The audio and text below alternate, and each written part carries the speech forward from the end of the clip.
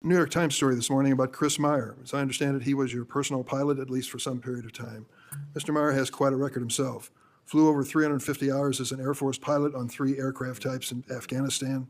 Mr. Jardina, another former FBI agent, a 1999 graduate of U.S. Naval Academy, commanded 100 Marines in combat during the 2003 invasion of Iraq, participated in several firefights, followed up with 2011 deployment as reservist to Afghanistan, where he interrogated senior Taliban officials. It appears that you terminated these 2 agents. Why? I'm not going to get into personnel decisions that we made. So you're not accountable for your decisions to take people who've served our country so admirably and terminate them without any cause? That's a one-sided story. Anyone that has been terminated from the tell FBI, generally your side speaking, of the story. failed to meet the needs of the FBI and uphold their constitutional duties. And you providing a one-sided story from your perch is absolutely disgraceful, because the men and women of the FBI deserve better. And your attack on the current leadership of the men and women of the FBI is equally disgraceful, because now you're attacking the leaders that are our brave SACs in the field who are doing the job that this country needs. And we will continue to do it. Excuse me, it's disgraceful when Mr. Meyer and Mr. Jardina, who served our country so well, are terminated apparently because of the rants of a podcaster. The latest Senate hearing featuring FBI Director Kash Patel and Senator Dick Durbin was nothing short of explosive. Beneath the polite formalities, this was a confrontation over loyalty tests, whistleblowers, and the future of American law enforcement. Thank you, Mr. Chairman. Director Patel, in addition to the extensive purge of nonpartisan career FBI official reports indicate that dozens of remaining officials have been subjected to polygraph exams to test their loyalty. My understanding is that approximately 40 officials have been asked to sit for a polygraph during your administration, and several have been asked whether they have ever made negative comments about you. Director Patel, FBI agents pledge their loyalty to the Constitution of the United States, not you personally. What is the basis for requiring polygraph exams of your workforce and asking them if they've made negative comments about you? I don't know what reports you're referring to, Ranking Member, and I reject any reporting that has false information in it, so I'm not going to respond to that. As far as polygraphs go, generally they are always and always have been utilized at the FBI to track down those that leak sensitive information and have unauthorized disclosures to the media, and we will continue to use them to ensure the integrity of the FBI. Did any individual on your senior executive team, the director's advisory team, or who serve in the positions on the 7th floor receive disqualifying alerts on their polygraphs? Senator, I'm not going to get into the personnel discussions that were had on a polygraph. Those are private discussions, and many of them relate to ongoing investigations. Did you or Attorney General Bondi provide any individual with a waiver so they could remain employed after they received disqualifying alerts on their polygraphs? I'll have to get back to you. You don't remember that? No, sir. My priority is protecting the American public, not getting into the weeds of polygraphs. And to have a decent memory when you come before a committee. I'm happy to talk about all the good work the men and women of the FBI are doing, including provided the lowest crime rate in American history. If you want to talk about how to protect the citizens, Chicago has seen a 30% reduction in its murder rate because of the men and women of the FBI. You take credit for that? I'll happily do that. You the take interagency partners and the men and women of the Chicago PD have never been more powerful. Include local law enforcement, please. Have you ever seen my testimony across this country where I always lead with our interagency partnerships with state and local law enforcement? It is the pillar of what I am doing. And on the 7th floor, for the first time in FBI history, I have installed police officers and sheriffs right on my 7th floor to report to us every day what's going around the country on the street level, because that is a priority of the FBI and is the only way we are going to work. I don't take credit for anything, but I will defend the men and women of the FBI and the cops that help us get it done. You should. Director Patel, to your knowledge, did a whistleblower ever make a disclosure to Attorney General Bondi indicating that the New York field office was withholding Epstein-related records? I'm not familiar with that whistleblower. You know that there was such a whistleblower? I'm not familiar with that whistleblower. In response to the blowback she received, Attorney General Bondi also pushed the FBI to review approximately 100,000 Epstein-related records on an arbitrarily short deadline in March, and the FBI was directed to flag any documents that mentioned President Trump. Nothing came of that review until July, when DOJ and FBI released an unsigned memorandum stating there is no incriminating client list. Why was this July 7th memorandum unsigned? Would you prefer I've used AutoPen? Well, why was it The unsigned? memorandum had the insignia of the Department of Justice and the Federal Bureau of Investigation. And in our effort to secure transparency for the American people, because the 3 prior administrations had not done so, we conducted an exhaustive search of everything related to the Epstein cases, and we produced what was legally and permissibly able to be produced to Congress and the American public. So And did there's you a congressional did you- subpoena, and we're continuing to do You so. personally direct that investigation so that you would sign such a, Did I personally direct what investigation? of the Epstein records for any reference to President Trump? Again, you are citing reporting that I think is baseless. We conducted an investigation of the Epstein case files pursuant to the direction of the President of the administration to provide all credible information, and we are working with Congress pursuant to a congressional subpoena to turn over all the documents we can. All at- individuals. Who were at cited. DOJ and FBI was responsible for its drafting and conclusions? Many individuals at the Department of Justice and the FBI are There was responsible. no lead person? The Attorney General leads the Department of Justice, and I lead the FBI. So the Attorney General was responsible for that? The Attorney General leads the Department of Justice. Director Patel, much like you, Deputy Director Dan Bongino was a conspiracy theorist who built a lucrative career making inflammatory and unsubstantiated statements about the FBI that would be disqualifying in any administration that cared about nonpartisan law enforcement. For instance, Mr. Bongino called the placement of pipe bombs outside the DNC and RNC headquarters on January 6, quote, an inside job, and went on to say this was a setup. I have zero doubt, and whoever goes into the FBI, you better get an answer about why.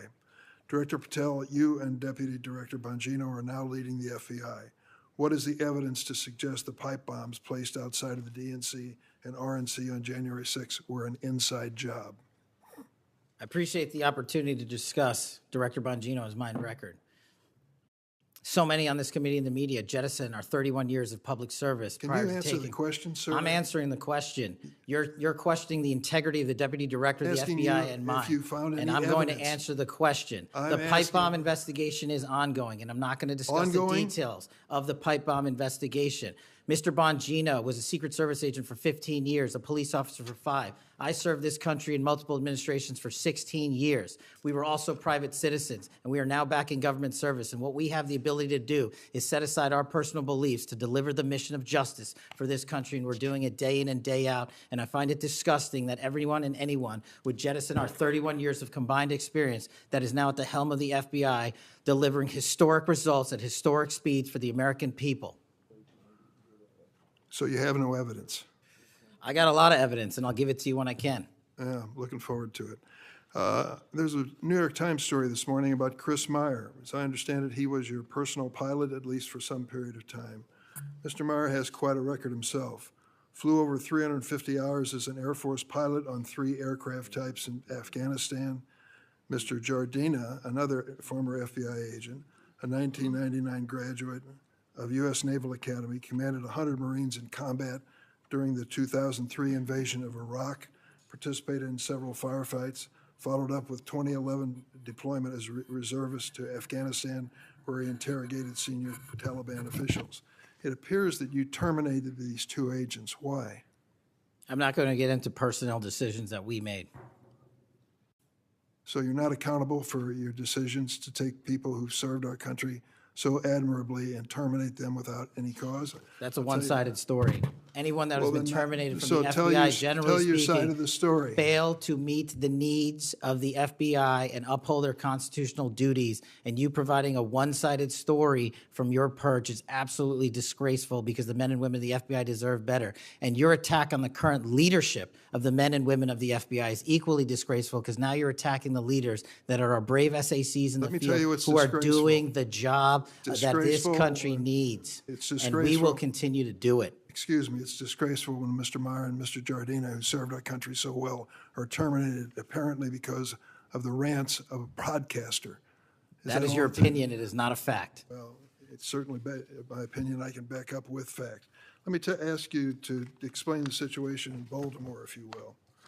Did you read the story about the termination of the project in Baltimore? Which story? 764 Group? Sorry. Which story? 764 Group, the Baltimore agents were investigating. Are you familiar with that? No, sir.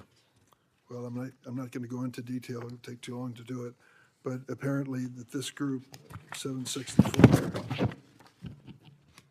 a nihilistic, violent extremist group, seeks to blackmail children to perform vile acts on a camera under investigation by Baltimore, which was terminated by you. I'd like you to respond in writing, if you will, as to the circumstances of that termination.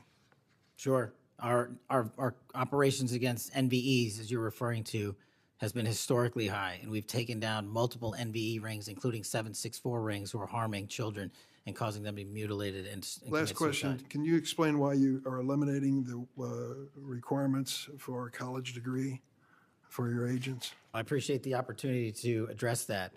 You said in your opening statement, we are reducing the training requirements at Quantico. We are not, we are expanding them. You're referring to an 1811 crossover program because I believe the men and women of places like the DEA, the ATF, and the Marshal Service and the Secret Service who want to work at the FBI should deserve that opportunity in a shortened bridged program, which we provided. We are also keeping the 18-week BFTC as is traditionally been held at the FBI. So we're not reducing any requirements. We are increasing those that we bring into the FBI. Did you change any of the requirements on college degrees?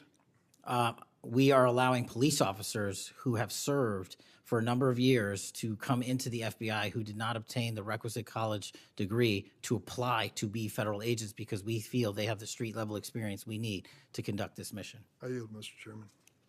Durbin's sharp questioning cut straight to the heart of a growing concern, whether the FBI is still an independent institution or if it's being quietly reshaped to serve political interests. From reports of loyalty polygraphs to whistleblower retaliation and personnel purges, this wasn't just oversight, it was a reckoning. If you care about the balance between power and accountability in America, this moment matters more than most people realize. Subscribe to the channel for more in-depth breakdowns like this. What's truly alarming here is the idea of FBI officials being subjected to polygraph exams that test their personal opinions about the director. If those reports are even partially accurate, it reflects an erosion of the professional independence that the FBI was built upon. Law enforcement officers swear loyalty to the Constitution, not to individuals in power. Any move to measure loyalty based on personal sentiment is perilous. It creates a chilling effect inside institutions meant to stand above politics. Subscribe if you believe that truth and accountability must always come before political allegiance. Then came the issue of the Epstein-related documents, a topic that has long tested the credibility of federal agencies. According to Durbin, whistleblowers allege that the FBI's New York field office withheld records, and that the Department of Justice pushed for a rushed review focused on references to President Trump. If accurate, that's not transparency, that's selective disclosure. The unsigned July memorandum that followed raised even more questions. Who approved it? Why was it anonymous? These details matter because they determine whether justice is being served or stage managed. For analysis without filters, subscribe and stay tuned. But the tension didn't stop there. Patel faced accusations of purging decorated FBI agents, veterans who had served in Iraq and Afghanistan, allegedly for political or personal reasons. When leaders begin sidelining experienced officials because they don't fit a narrative, institutional expertise is replaced by fear and obedience. That's how democracies slide toward dysfunction. The real cost isn't just lost talent, it's lost trust. Subscribe if you think transparency in leadership is not optional but essential. And finally, the debate over hiring standards revealed a deeper ideological shift. Director Patel defended removing the college degree requirement for some FBI recruits, arguing that years of experience as a police officer should count just as much as the degree. On the surface, it sounds like a move toward inclusivity and practical experience. Still, it could also signal a reorientation of the FBI's culture toward a more paramilitary, enforcement-first mindset rather than one rooted in investigative rigor and analytical depth. The balance between experience and education is vital. Lose it, and you risk narrowing the FBI's mission. Subscribe now if you believe thoughtful reform must never come at the cost of professional integrity. At its core, this hearing was about one fundamental question. Is the FBI still a neutral guardian of justice, or is it becoming a tool of those in power? What we witnessed was not just a political exchange, it was a glimpse into the ongoing struggle for the soul of America's most powerful law enforcement agency. If this hearing taught us anything, it's that vigilance, transparency, and public scrutiny are the only ways to keep power honest. For more deep, unfiltered political analysis, make sure you subscribe and join the conversation.